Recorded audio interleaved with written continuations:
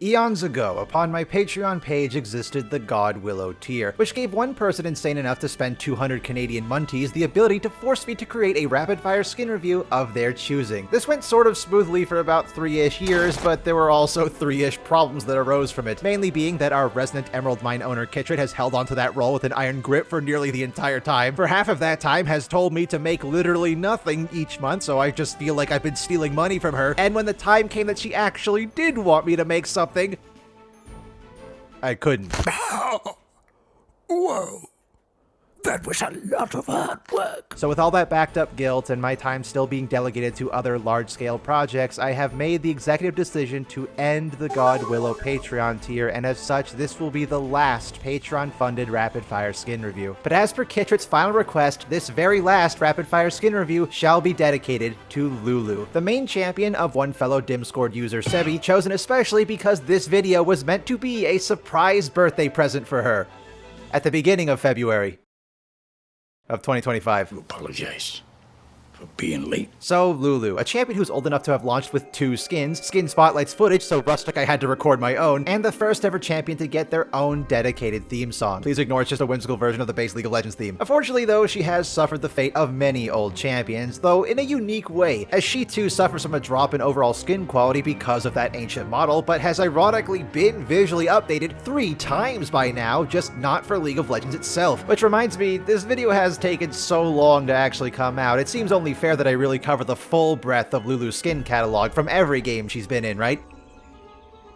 Yeah, I'm sure that will make up for it being a year late. Wicked Lulu. One of 2 launch and legacy skins she has, so technically you can't purchase this anymore, but honestly you're not missing much. You're, ugly. It plays into that whole early Lulu iteration of disturbing versus cute identity crisis, because here she's literally just evil, and I don't mean only the bio. Kidnapping children? I'll kidnap 1,000 children. It's as basic a generic evil skin as you can get, just taking the base version, turning it red, black, angular, and I guess splitting the hat down the middle. Sure. 2 out of 10. Bittersweet Lulu. This one, though, is the epitome of that identity crisis, because while in-game it's quite delightful, that splash art and lore are horrifying. Your soul is mine. I will say I'm a sucker for the candy-themed skins, and of course, it's meant to be a clever play on the Witch of the Woods fairy tale, but with how old it doesn't even remotely compare to the more modern Sugar Rush skins, you know, if Riot made them anymore. 4 out of 10. Dragon Trainer Lulu. This one is shockingly aged pretty damn well, and that's namely because of Pix. He's larger, more expressive, and more animated than any other Lulu skin to date. No other has even come close to making the two feel like an actual duo more than this. It unfortunately lacks any sort of fiery or unique particle effects at all for that matter, but if Lulu ever does get an ASU and this one does get unique particle effects, this will undoubtedly remain one of her best. Pearl is the best chroma, 8 out of 10. Winter Wonder Lulu. Kind of a blank slate. I mean, it's the first time she got unique VFX, so there's some merit there, but honestly, the real distinction between the old Winter Wonder skins was how they'd use the poros, whether it be a big beast or a mutant abomination. Oh, wait, no. Take off the wings, that's just what poros looked like back then. Why did the Wild Rift version keep that intact? I don't know. 6 out of 10. Pool Party Lulu. A fan favorite, and for good reason, because instead of just being the champion in a bathing suit, it does take proper advantage of Lulu's unique characteristics. The top tier sound design, pool toy picks, and recognizing that Lulu's model is comprised of 90% hat, so they turned it into a giant inflatable toy that lets her LARP around as a cephalopod. The only real downside of this skin is that it activates PTSD within me, for several entirely separate reasons. Citrine is the best chroma, 9 out of 10. Star Guardian Lulu. I don't like this one. No.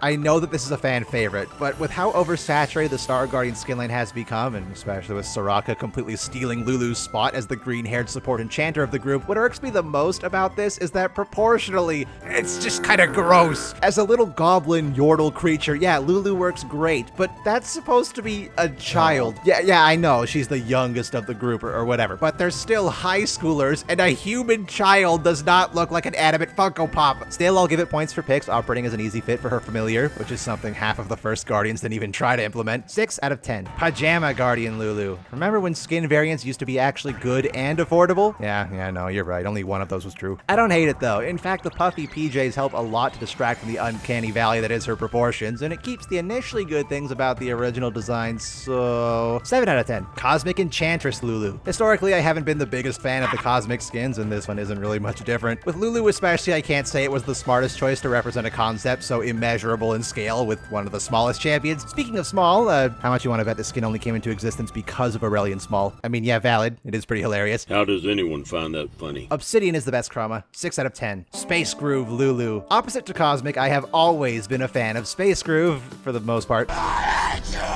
And with such a bubbly personality and all the seamless extra details, of course Lulu was going to be a perfect fit for this skin line, but honestly, Obsidian is the best chroma, 9 out of 10. I want to move on to Space Groove Lulu Prestige Edition. This was created during a very brief window of time when Prestige skins miraculously became incredible until we once again fell deeper and deeper back into mid. But Prestige here is perfect. Not just because the color scheme functions phenomenally with Space Groove's aesthetics, but because everything changed. The staff, the helmet, the clothes, picks, even the polymorph are all completely remodeled, but they didn't lose that unique Space Groove style. It all makes it feel like a genuine reinterpretation, an actual upgrade of the original, like, you know, like Prestige skins were supposed to be. And I love it for that. 10 out of 10. Monster Tamer Lulu. I love it. What a fun way of using the already established bot lane combo of Lulu and Kog'Maw to tell the story of an unapologetically Pokemon, let's be honest, probably closer to Digimon, inspired monster trainer and her little goober creatures. Specifically, Pix floating around her is meant to be the pre-evolution form of Zapmaw, all coming together with special animations and extra design features to ensure the theme is believable from the get-go. A tamer and her monster training the next generation, and it's just so adorable. I wish we had more combos like this. If Monster Tamers forever stays a one-and-done skin line, then I'm glad at least we got something this genuinely clever out of it. Also Vigar, I guess. Whatever. Obsidian is the best chroma, 9.5 out of 10. Cafe Cuties Lulu. This is the only one from this entire video that I already talked about in a previous rapid fire review. Does Lulu really get skins that infrequently? Yes. But I think my viewpoint is mostly unchanged. It's still just Lulu in a maid dress. Her and Poppy look like twin sisters, but at least Pix gets to be Dongo and her staff is a giant spoon. Ruby is the best chroma, 6 out of 10. Arcana Lulu. Here I am thinking I only just recently reviewed this one, so there's no real reason to go over it again. My opinions, though, are practically unchanged. It's still my favorite of the new Arcana skins. I love how animated Pix is, and I adore the even slightest possibility its entire concept is in reference to a League of Legends OST no one even remembers. It's a total fabrication. 9 out of 10. Glorious Lulu. The one and only WoW exclusive she has, which compared to the other Yordles might be considered a blessing. And it's, well, it's their version of a Victoria skin. Lots of gold, very pretty, and mobile gamey in how surface level cool it looks. But these ceremonial ranked rewards never strive to or honestly need to be anything much more than that, plus they turn Pix into a Pegasus, so that's nice. Look at that horse. 7 out of 10. Hyper Pop Lulu. Have you ever seen anything so stupendously ugly it warps back around to being cute again? It's paradoxical, and yet it works.